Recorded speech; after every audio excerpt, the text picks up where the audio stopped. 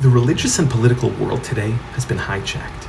Hijacked by extremists and extremism, fanaticism and fundamentalism. Where is the balance? Where is the middle road, the good old golden mean, the kav ha'emtza'i, the shvil hazahav?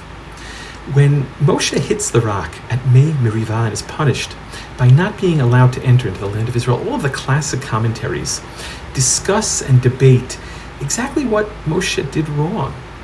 There are at least a dozen different answers and approaches offered. But according to the Rambam, it was a zealous act, and maybe Moshe was overzealous. In his Shmona Prakim, where the Rambam emphasizes the importance of balance in life and avoiding extremes, he explains that Moshe's mistake was that he became angry at the Jewish people, lashing out, calling them rebels, moving away from the virtue of patience and leaning more towards the extreme of anger. And yet, Pinchas is praised for his act of zealotry, an act which was impulsive and violent. Why?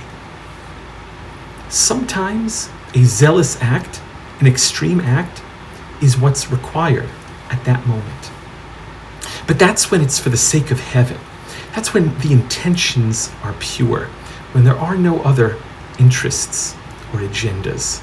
Unfortunately, today, those who often claim that they are acting for the sake of heaven have personal or political interests and agendas. And even though Pinchas, his act was necessary and even praised, Hashem provides him with a covenant of peace, some explain in order to counterbalance the zeal and perhaps restrain him from carrying out future acts of violence, suggesting that this cannot be the norm. In fact, Chazal express their apprehension about his act. The Yerushalmi relates how the sages at the time wanted to excommunicate him.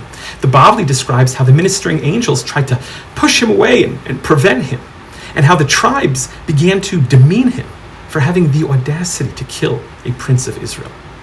Later, the choice of Yehoshua as Moshe's successor instead of Pinchas is striking, as is its placement in Parashat Pinchas. Why wasn't Pinchas chosen? After all, he was the hero of the day. It's his parasha. He acted for the sake of heaven, stopping the plague and abating Hashem's anger.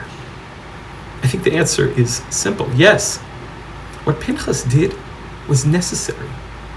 It was even justified. But it's not the ideal. Certainly not for a leader. A leader has to be even-keeled, patient, balanced. A leader can't be overzealous.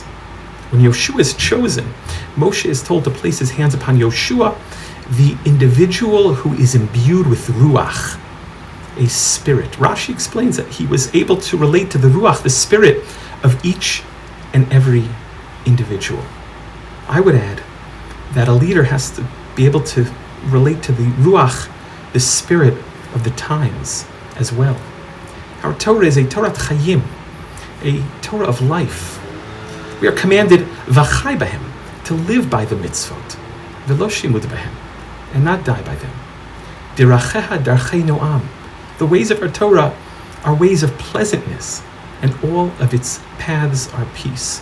What we need today, more than ever, is a healthy, balanced Judaism, rooted in our rich tradition. Wishing you a Shabbat Shalom from Stuttgart.